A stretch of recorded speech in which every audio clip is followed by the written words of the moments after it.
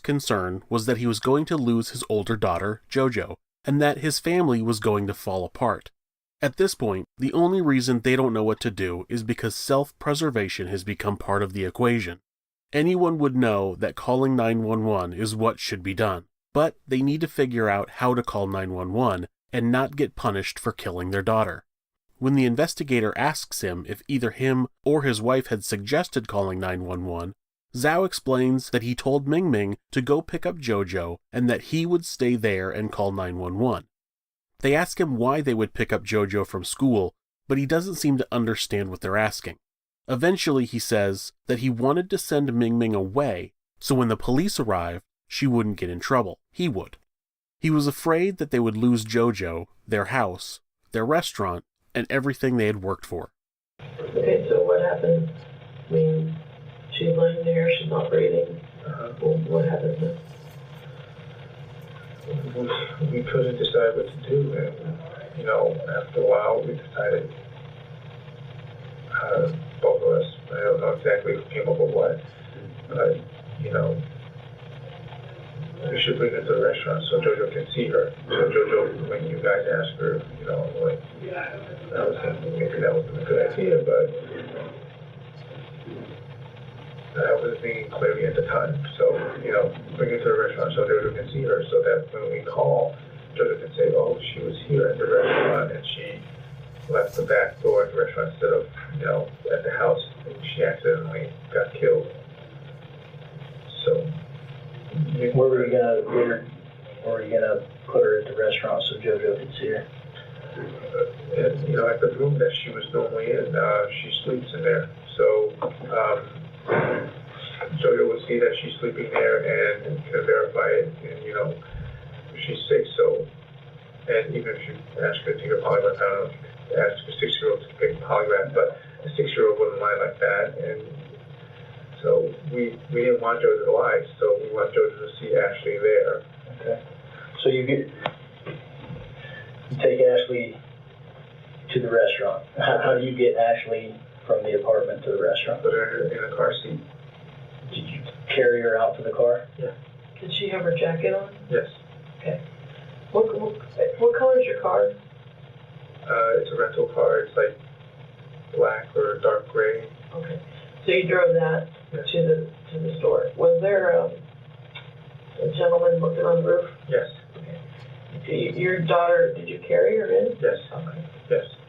They saw me. Okay. Yeah. And there was 2 guys on the roof, working on the roof or something like that. And we brought her inside and we just laid her there. And we just continued our work. The plan was for JoJo to come home and see her there to verify that she's there. And then I would hide her up in top of the walk-in freezer. And then when we called the police at night, JoJo could verify that she was there. When the investigator asks what they finally decided to do, Zhao tells him that they brought Ashley to the restaurant because she sleeps there all the time, and they laid her down so that JoJo would see her lying in her bed. That way, JoJo could be a witness that Ashley was there napping when she got home from school, and after Zhao hid the body and called 911 to report his daughter missing, JoJo could verify that she had been there. He basically describes taking his dead 5-year-old daughter, putting her in her car seat, driving to the restaurant, carrying her into the restaurant, and laying her down to look like she was napping. Then, they went to work at the restaurant with their dead child laying in the back as if nothing was wrong. After JoJo returned home from school and witnessed Ashley lying in bed, Zhao hid Ashley's body on top of the walk-in freezer and called 911 to report her missing. How long did you leave Ashley laying in the bed? I got to the restaurant at 10 till about 7, 6 or 7. Okay. 6 or 7. She was lying there. JoJo saw her, and she's sick. She can't tell the difference between someone that's no longer breathing and someone sleeping. And what happened? And then I moved her up, to the walk-in freezer. Put her in that plastic container so that she wouldn't stink. What kind of container was it? That was plastic, like those busting containers for like restaurants. The investigator asks how long he had left Ashley in the bed.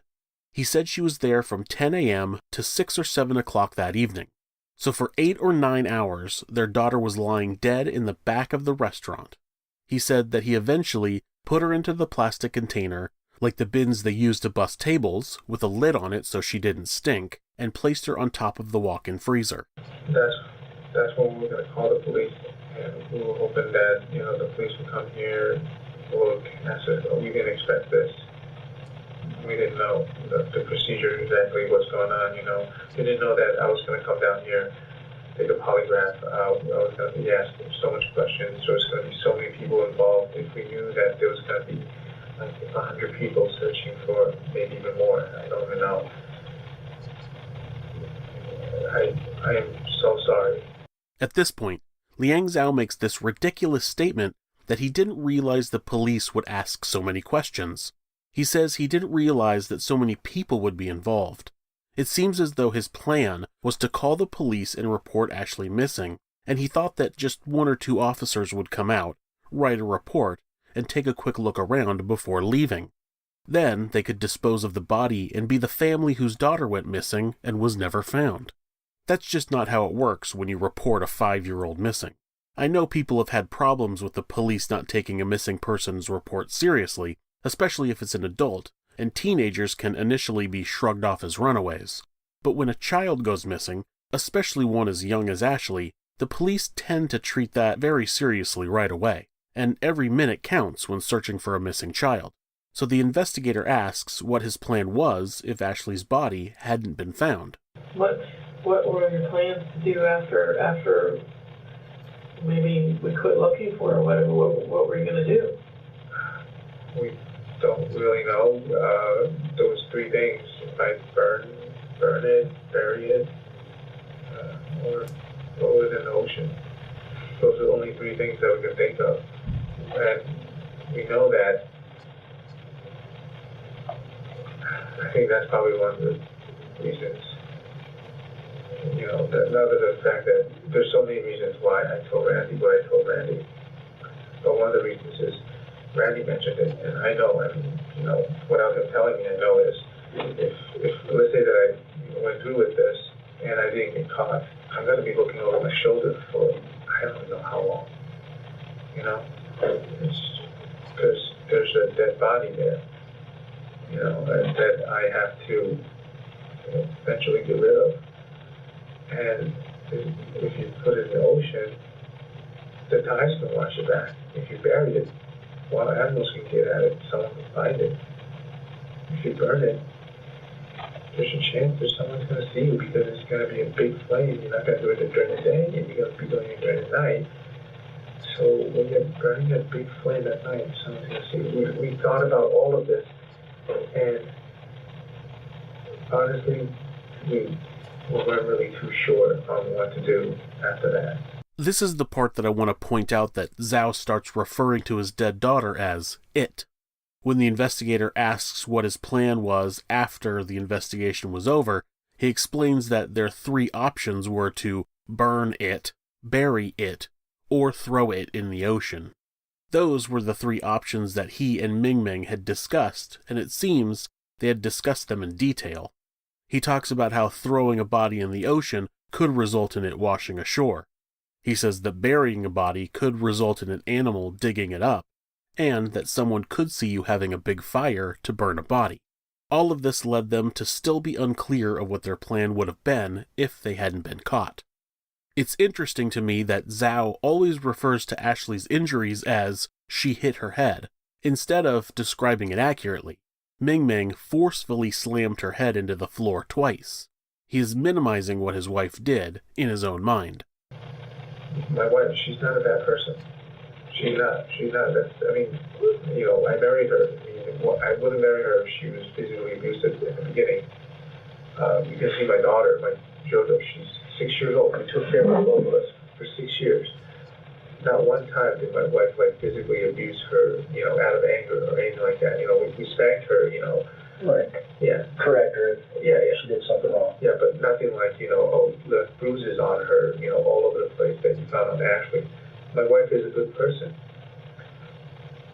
know it's very hard to believe, seeing Ashley, but look at JoJo. Look at JoJo. She's a good person. She's a good mother. She just has problems. She has problems with Ashley because we got her when she was born. We didn't raise her. My mom raised her. Okay. For 4 years, and then we got her back in Europe, so she's 5.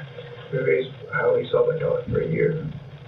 She's 5, so only one fifth of her life, more or less. I saw her when she was like 1.5, or about 2.